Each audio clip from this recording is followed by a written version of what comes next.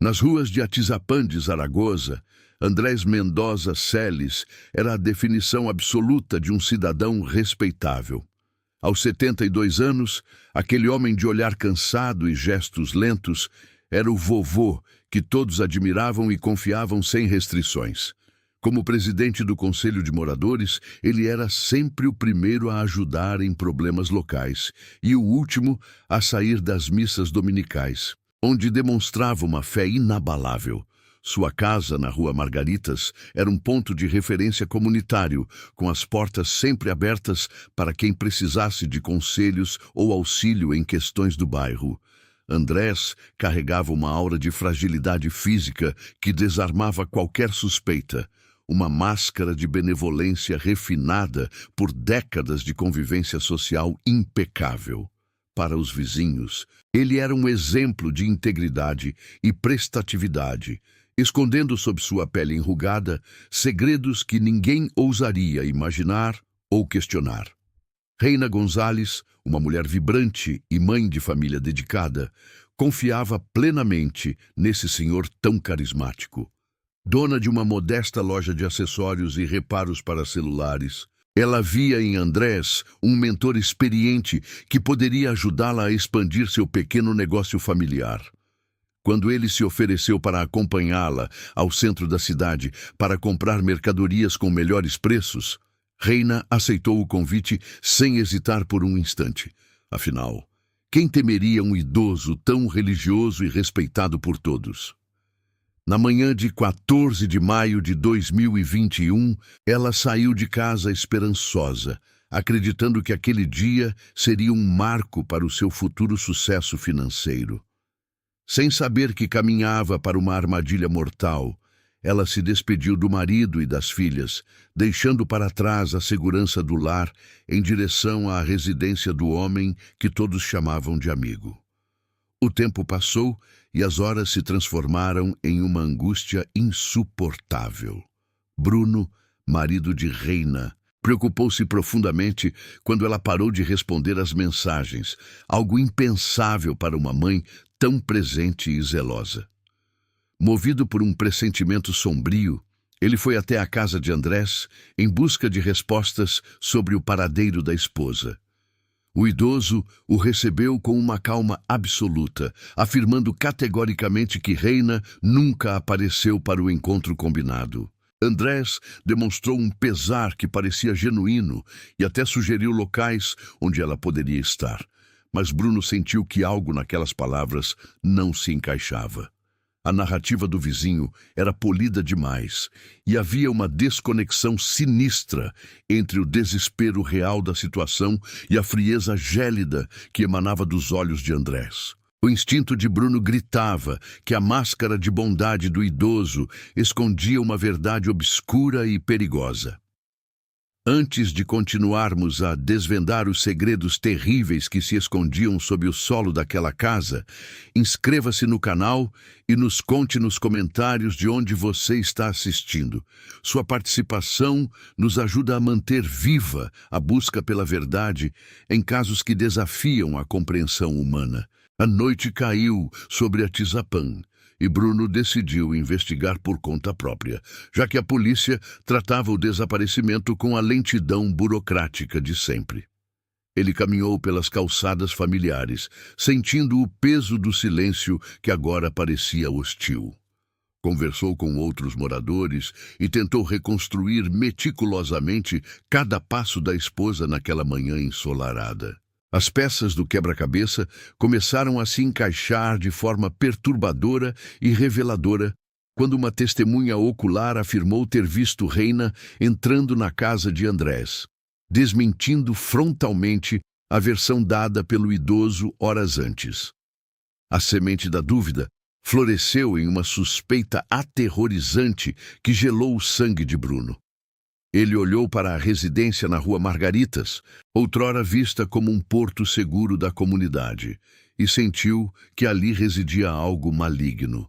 O bom vizinho talvez fosse um predador implacável, e o tempo para encontrar Reina estava se esgotando rapidamente, abrindo caminho para a descoberta de uma das maiores e mais cruéis tragédias criminais da história moderna do México. Enquanto o cansaço o vencia, ele sabia que não haveria paz até confrontar o homem que todos chamavam de amigo, mas que escondia a chave para um mistério sangrento. A manhã seguinte ao desaparecimento de Reina trouxe consigo uma luz cruel que revelava a paralisia das autoridades locais. Bruno, com os olhos vermelhos pela falta de sono e o coração transbordando de uma angústia que o sufocava, encontrou na delegacia apenas o eco frio do descaso institucional. Os oficiais, acostumados com a rotina de uma cidade marcada por partidas voluntárias e tragédias cotidianas, sugeriram com uma indiferença cortante que sua esposa talvez tivesse simplesmente decidido recomeçar a vida em outro lugar, longe das responsabilidades familiares. "Espere 72 horas", disseram eles. Como se a vida de uma mãe pudesse ser pausada por um protocolo burocrático ou uma formalidade administrativa. Mas Bruno conhecia Reina profundamente. Ele sabia que cada minuto de silêncio dela não era um abandono, mas um grito de socorro que apenas ele, em sua conexão de anos, conseguia ouvir. Diante da muralha de apatia estatal e da burocracia, que parecia proteger o desaparecimento em vez de combatê-lo, o desespero de um marido transformou-se em uma determinação férrea, solitária e perigosa.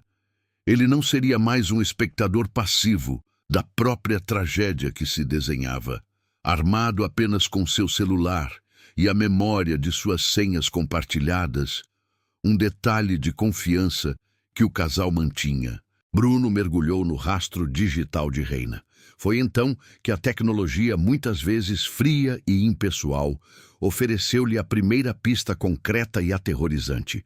O GPS do aparelho dela emitira um último sinal de localização antes de ser abruptamente desligado. O mapa na tela pequena indicava com uma precisão matemática a Rua Margaritas. O ponto vermelho, estático e acusador, repousava exatamente sobre a residência de Andrés Mendoza Celis.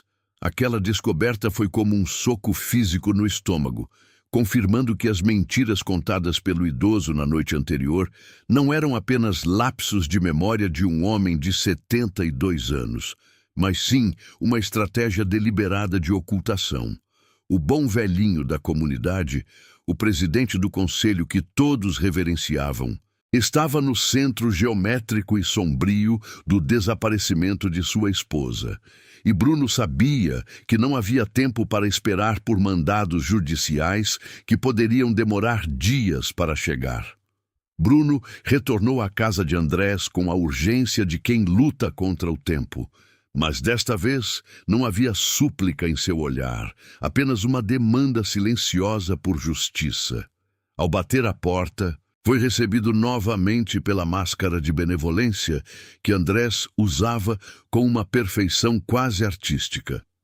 O idoso, vestindo um colete puído e mantendo aquela postura curvada e frágil de quem mal teria forças para carregar as próprias compras, tentou consolá-lo com palavras vazias sobre a vontade divina e a esperança de um retorno seguro da amiga.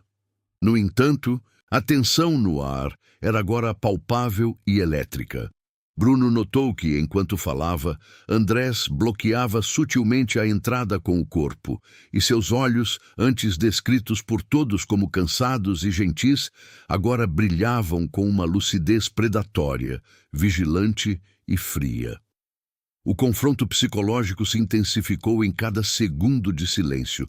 Cada negação de Andrés, proferida com uma calma antinatural, soava como uma confissão para os ouvidos atentos de um homem que sentia o cheiro do perigo emanando daquela fachada de santidade. A paciência de Bruno esgotou-se no momento exato em que ele percebeu uma pequena mancha escura no sapato de Andrés. algo que parecia deslocado na limpeza obsessiva daquela varanda. Ignorando as leis, os riscos e a autoridade que o idoso exercia no bairro, Bruno empurrou o homem para o lado com uma força alimentada pelo desespero e invadiu o santuário privado do monstro. O interior da casa era um labirinto claustrofóbico de jornais velhos, ferramentas empilhadas e objetos que pareciam carregar o peso de décadas de segredos acumulados. O cheiro foi o primeiro agressor. Uma mistura nauseante de mofo, produtos químicos de limpeza extremamente fortes e algo subjacente. Um odor metálico e doce que grudava na garganta e revirava o estômago. Andrés, perdendo a compostura pela primeira vez em anos, começou a gritar sobre direitos civis e invasão de propriedade, mas sua voz agora soava aguda, estridente e desesperada. Completamente despida da autoridade calma, de líder comunitário que ele ostentava lá fora. Bruno vasculhou cada cômodo com uma urgência febril, derrubando móveis e abrindo armários, até que seus pés o levaram a uma parte mais escura, fria e negligenciada da residência. No fundo de um corredor estreito, escondido por uma cortina pesada e impregnada de poeira, ele encontrou uma entrada que parecia não pertencer àquela casa. Era o acesso ao porão, um lugar que não constava na imagem pública daquela residência supostamente acolhedora. O coração de Bruno martelava contra as costelas como se quisesse escapar do peito. Ele começou a descer os degraus de madeira que rangiam sob seu peso, mergulhando em uma escuridão que parecia respirar e observar. Ao acender a luz fraca de uma lâmpada solitária que pendia precariamente do teto, o cenário que se revelou diante de seus olhos não era apenas o de um crime comum, mas o de um cenário dantesco e meticulosamente organizado para o horror. No centro daquele porão, sobre uma mesa de madeira manchada pela história silenciosa de muitos anos, Bruno viu o que mudaria para sempre a história criminal do México e destruiria qualquer resquício da imagem de bom vizinho de Andrés Mendoza Celis, revelando que a verdadeira face do mal estava escondida sob o solo que todos pisavam diariamente. O impacto do que Bruno viu primeiro foi um choque elétrico que paralisou seus pulmões e congelou o sangue em suas veias. Sobre uma mesa de madeira tosca, no centro daquele porão claustrofóbico, o corpo de Reina Gonzalez jazia desfigurado, uma visão dantesca que nenhum marido, por mais preparado que estivesse para o pior, deveria suportar. O cheiro metálico do sangue fresco misturava-se ao odor acre de produtos químicos e à umidade das paredes de pedra, criando uma atmosfera saturada de morte. A crueldade com que Andrés havia agido não era apenas um ato de violência impulsiva, mas uma profanação meticulosa e técnica, revelando a experiência sombria de alguém que conhecia profundamente a anatomia do abate, um resquício macabro de seu passado como açougueiro. O grito que escapou da garganta de Bruno não parecia humano. Era um som vindo das profundezas de uma alma estraçalhada, um lamento que ecoou pelas paredes frias e ganhou as ruas, forçando a entrada definitiva das autoridades que ainda aguardavam do lado de fora da residência na Rua Margaritas. Quando os investigadores da Procuradoria finalmente ocuparam o espaço, a pequena casa deixou de ser a residência de um idoso pacato para se tornar o epicentro de um pesadelo nacional. Sob a luz agressiva e oscilante de uma lâmpada solitária que pendia do teto, o cenário revelou-se um verdadeiro museu do horror. Não era apenas o destino trágico de Reina que estava ali documentado. O que se descortinava era um padrão de predação que desafiava a lógica temporal. Nas prateleiras improvisadas, alinhadas com uma ordem doentia e obsessiva, estavam fileiras de sapatos femininos. Havia sandálias de verão, sapatos de salto alto já desgastados pelo tempo e até tênis juvenis, cada par representando a história silenciosa e interrompida de uma vida que teve o azar de cruzar o caminho do homem que todos chamavam de bom vizinho. A perícia, movendo-se com uma cautela reverencial diante de tamanha dor, começou a catalogar uma coleção vasta de pertences que Andrés guardava como troféus. Bolsas de couro, maquiagens de marcas que já nem existiam mais no mercado e carteiras que ainda continham fotografias de famílias esperando por respostas há décadas foram sendo recuperadas. Cada objeto retirado daquela penumbra era um golpe mortal na fachada de santidade de Andrés Mendoza Celis. O homem que o bairro respeitava como um líder comunitário e religioso era, na verdade, um colecionador insaciável de vidas alheias. A descoberta mais perturbadora, no entanto, estava guardada em um canto discreto do porão. Um caderno de anotações de capa gasta e aparência comum, com uma caligrafia firme e uma frieza que gelava o espírito dos peritos mais experientes. Andrés havia registrado nomes, datas, pesos exatos e descrições detalhadas de cada passo de seus crimes. A leitura das primeiras páginas daquele diário revelou que o horror não era um surto recente de um idoso em declínio mental, mas uma prática sistemática e ritualística que ele mantinha com disciplina militar. O caderno funcionava como um inventário de atrocidades, onde ele descrevia, com precisão cirúrgica, como havia descartado os restos mortais de suas vítimas, e em passagens que faziam os oficiais mais endurecidos desviarem o olhar em náusea, mencionava detalhes sobre o consumo de carne humana. A cada página virada, o número de vítimas crescia exponencialmente, e nomes que povoavam cartazes de desaparecidas em todo o estado de México começaram a surgir naquelas linhas manuscritas. Enquanto Bruno era retirado do local em estado de choque profundo, a equipe de escavação começou a perceber que o porão era apenas a superfície de um cemitério particular. Ao removerem a primeira camada de concreto do piso, o cheiro de decomposição antiga subiu como um fantasma libertado do esquecimento. O que encontraram ali não eram apenas ossos, mas milhares de fragmentos humanos enterrados uns sobre os outros, formando um extrato geológico de tragédia e silêncio. A máscara de Andrés havia caído para sempre perante o mundo, revelando que Reina não fora um caso isolado, mas apenas a última vítima de uma linhagem de sangue que se estendia por mais de 2 décadas, deixando as autoridades diante do desafio hercúleo de identificar cada vida que fora enterrada sob o chão daquela casa maldita. A investigação, que começou com a busca de Bruno por Reina, rapidamente se transformou em uma escavação arqueológica do mal absoluto. À medida que os peritos analisavam as datas meticulosamente anotadas por Andrés Mendoza Celis, o abismo temporal de seus crimes começou a se abrir, revelando que a primeira gota de sangue havia sido derramada muito antes do que qualquer um pudesse imaginar. O rastro de morte não era um fenômeno recente. Ele se estendia por mais de 20 anos, voltando às sombras da década de 1990, quando Andrés ainda era um homem de meia idade que já havia aprendido a dominar a arte da camuflagem.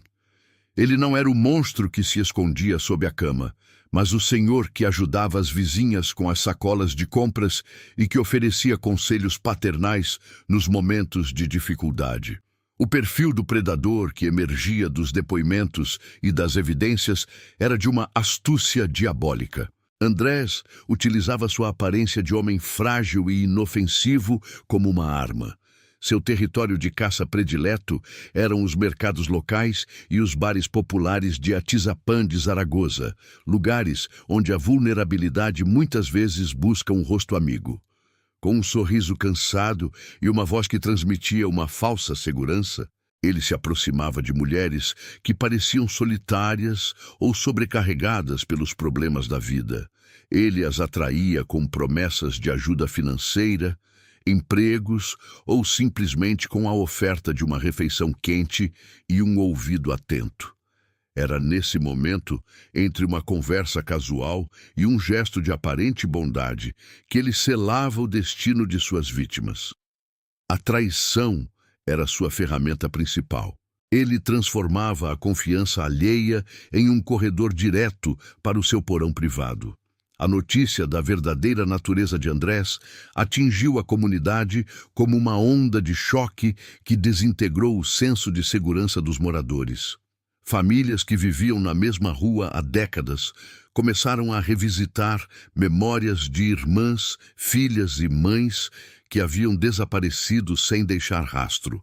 A compreensão de que o assassino estava entre eles o tempo todo, participando de festas comunitárias e até consolando parentes de pessoas desaparecidas, trouxe uma camada de dor insuportável.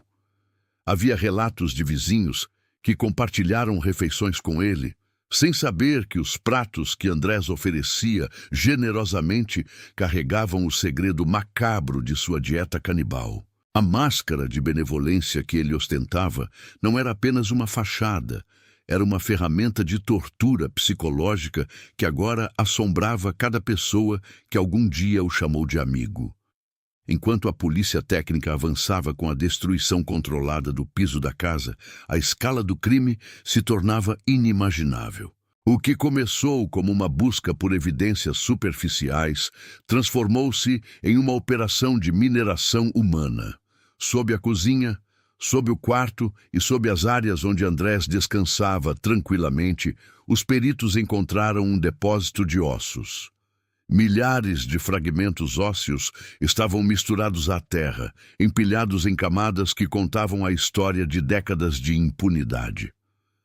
Não eram apenas restos mortais. Eram fragmentos de identidades que haviam sido sistematicamente apagadas. A precisão técnica que Andrés usava para desmembrar suas vítimas, herança de seu passado como açougueiro, dificultava o trabalho da perícia, pois ele havia reduzido seres humanos a pequenos pedaços, tentando garantir que a verdade permanecesse enterrada para sempre sob o concreto.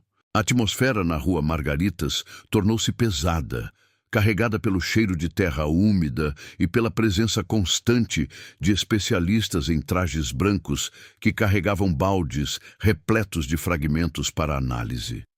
O gancho da justiça, contudo, começava a pescar nomes do mar do esquecimento.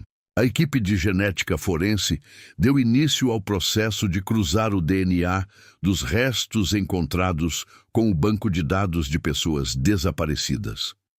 À medida que os primeiros resultados surgiam, histórias de vidas interrompidas no auge de sua juventude ou em momentos de reconstrução familiar começaram a emergir das sombras.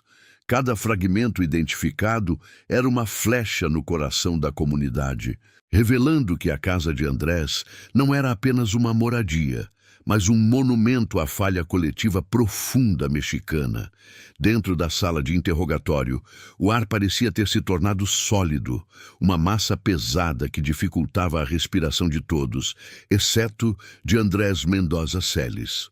O homem que por décadas fora o rosto da bondade em Atizapán de Zaragoza agora permanecia sentado, com as mãos sobre os joelhos, exibindo uma calma que desafiava a lógica da crueldade humana. Quando começou a falar, sua voz não tremia. Com uma precisão cirúrgica e um distanciamento emocional aterrorizante, ele deu início ao clímax psicológico de sua confissão, revelando que a morte era apenas o primeiro estágio de seu ritual sombrio. Ele descreveu, com detalhes técnicos herdados de seu passado como açougueiro, como desmembrava os corpos e, em uma revelação que fez o estômago dos investigadores revirar, admitiu a prática sistemática de canibalismo. Andrés não falava de suas vítimas como seres humanos que possuíam sonhos ou famílias, mas como matéria orgânica a ser processada. Ele explicou aos detetives, com uma naturalidade obscena, como temperava a carne com sal e pimenta e como chegava a fritar partes dos corpos para consumo próprio. O silêncio que se seguiu à sua confissão foi preenchido apenas pelo som rítmico de sua respiração pausada. Para ele, aquilo não parecia ser um crime, mas um estilo de vida que ele cultivara no coração de uma comunidade vibrante, sob a luz do dia, sem que ninguém jamais desconfiasse da despensa macabra que ele mantinha no porão da Rua Margaritas. Enquanto as transcrições do interrogatório vazavam para o público, a reação da comunidade de Atizapán foi de um horror paralisante. O choque inicial transformou-se em uma náusea coletiva quando os vizinhos recordaram as inúmeras vezes em que Andrés, o prestativo presidente do Conselho de Moradores, aparecia em festas e reuniões carregando pratos de comida para compartilhar. A ideia de que haviam participado de refeições preparadas por um monstro, possivelmente consumindo restos das mesmas mulheres que eles ajudavam a procurar, criou um trauma psicológico que dificilmente seria curado. Aqueles que o chamavam de amigo agora sentiam que suas próprias identidades haviam sido contaminadas pela proximidade com o mal absoluto. O bom velhinho não apenas matava, ele forçava a comunidade a ser cúmplice involuntária de sua depravação. Para as famílias das vítimas, o desenvolvimento emocional desse processo foi devastador. O luto, que antes era uma ferida aberta pela incerteza do desaparecimento, transformou-se em uma agonia concreta. Mães que passaram 15, 20 anos rezando pelo retorno de suas filhas, agora recebiam a notícia de que elas nunca deixaram a vizinhança, tendo sido enterradas sob os pés do homem que muitas vezes fingia consolá-las. A verdade, embora necessária, chegou com um custo emocional insuportável, revelando que a esperança que as manteve vivas por tanto tempo era, na verdade, uma ilusão alimentada por um predador que se deliciava com o sofrimento alheio. A tragédia também lançou uma luz impiedosa sobre a falha sistêmica das autoridades mexicanas. Como um homem pôde manter um matadouro humano por mais de 2 décadas sem ser detectado? A resposta residia na invisibilidade das vítimas e na eficácia da máscara social de Andrés. Em um sistema onde o desaparecimento de mulheres é frequentemente tratado com negligência e preconceito, o assassino encontrou o ambiente perfeito para prosperar. Ele escolhia aquelas que a sociedade tendia a esquecer e contava com a burocracia ineficiente para garantir que as denúncias de desaparecimento se perdessem em pilhas de papéis sem rosto. Agora, com o monstro devidamente acorrentado e a escala total de suas atrocidades exposta ao mundo, o México se preparava para um dos julgamentos mais impactantes de sua história moderna. Milhares de fragmentos ósseos continuavam sendo catalogados, cada um representando uma vida interrompida pela ganância de um canibal. À medida que a data da audiência se aproximava, a tensão no tribunal crescia. A pergunta que ecoava nos corredores da justiça e no coração ferido de Bruno era se o sistema, que falhou por 20 anos em proteger essas mulheres, seria capaz de aplicar uma punição que fizesse jus ao tamanho do horror revelado sob o chão da casa de Andrés. O cenário estava montado para o veredito final, mas a sombra do porão ainda pairava sobre todos. O silêncio no interior do tribunal era tão denso que parecia palpável, uma massa invisível que comprimia o peito de todos os presentes. Andrés Mendoza Celis permanecia sentado, mantendo aquela mesma postura encurvada e o olhar vazio que o acompanharam durante todo o processo. Diante dele, pilhas de documentos e evidências genéticas formavam um monumento à sua crueldade. O juiz, com uma voz que ecoava com a autoridade de quem busca restaurar a ordem em um mundo fragmentado, proferiu o veredito esperado por décadas. A condenação à prisão perpétua foi anunciada não como uma celebração, mas como um selo de encerramento para um dos capítulos mais sombrios da história criminal do México. Para o homem que por 20 anos usou a máscara de um vizinho prestativo, o destino final seria a escuridão de uma cela, onde o tempo deixaria de ser medido pela caça às suas vítimas e passaria a ser contado pelo peso de sua própria consciência. Enquanto a sentença era lida, na Rua Margaritas, o cenário era de uma desconstrução quase ritualística. O simbolismo daquela estrutura sendo desmantelada era poderoso e necessário. A casa de Andrés, que por tanto tempo serviu como um santuário para o horror, estava sendo aberta e revirada até que o último segredo fosse exposto à luz do sol. Peritos em trajes brancos continuavam a remover camadas de terra e concreto, transformando o que antes era um lar em um sítio arqueológico da dor.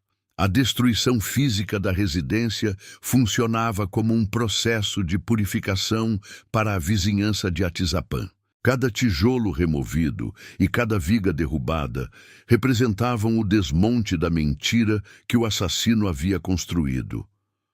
Onde antes imperava o silêncio cúmplice das paredes espessas do porão, agora havia apenas o vazio deixado pela verdade escancarada, permitindo que o ar voltasse a circular naquela rua marcada pela tragédia. No centro dessa resolução judicial, as verdadeiras protagonistas começaram a retomar seu lugar na história. Reina González, cujo sacrifício involuntário permitiu que o rastro de sangue fosse finalmente seguido, tornou-se o estandarte de todas as outras mulheres que perderam a vida naquele endereço. O foco da justiça e da memória coletiva deslocou-se do monstro para as vítimas. Era essencial que os nomes anotados no caderno de Andrés não fossem apenas estatísticas em um processo criminal, mas identidades resgatadas do esquecimento. Elas eram mães que deixaram filhos esperando, filhas que nunca voltaram para o jantar, e amigas que tiveram seus sonhos ceifados pela lâmina de um traidor. A identificação de cada fragmento ósseo através de testes de DNA permitiu que famílias, que viveram anos no limbo torturante da dúvida, pudessem finalmente realizar seus rituais de luto e sepultar seus entes queridos com a dignidade que lhes foi roubada. A lição deixada por este caso é amarga e profunda, servindo como uma reflexão necessária sobre a vigilância comunitária e a eficácia das instituições. O caso de Andrés Mendoza Celis revelou as rachaduras profundas em um sistema que permite que um predador prospere por décadas diante dos olhos de todos. A negligência inicial das autoridades diante das súplicas desesperadas de Bruno serve como um alerta eterno de que o clamor das famílias de desaparecidos nunca deve ser ignorado ou tratado com desdém burocrático. Se não fosse pela determinação inabalável de um marido que se recusou a aceitar o desaparecimento de sua esposa como um fato consumado, Andrés possivelmente ainda estaria circulando pelos mercados locais, escondendo seu sadismo atrás de um sorriso senil. O caso ensinou à comunidade que a verdadeira segurança não reside apenas em muros altos, mas na atenção mútua e no cuidado com os mais vulneráveis. Embora a dor das perdas seja uma ferida que nunca se fechará completamente, a revelação da verdade trouxe uma forma de redenção tardia. O monstro de Atizapán foi retirado do convívio social para sempre, e as trevas que ele cultivou no porão da Rua Margaritas foram dissipadas pela luz implacável da justiça. A resolução deste caso não apaga o passado, mas garante que o futuro não seja mais assombrado pela incerteza. A história de Andrés Mendoza Celis termina no isolamento de uma prisão, enquanto a memória de Reina e de tantas outras mulheres passa a ser honrada pela busca incessante por um mundo onde a vida seja respeitada em cada esquina. O encerramento dramático desta jornada mostra que, Mesmo quando o mal se esconde sob a fachada mais insuspeita, a força da verdade, impulsionada pelo amor e pela coragem de quem não se calou, é capaz de derrubar as paredes mais sólidas e iluminar os porões mais profundos. Atizapán agora respira, ainda que com tristeza, sabendo que a justiça finalmente encontrou o seu caminho.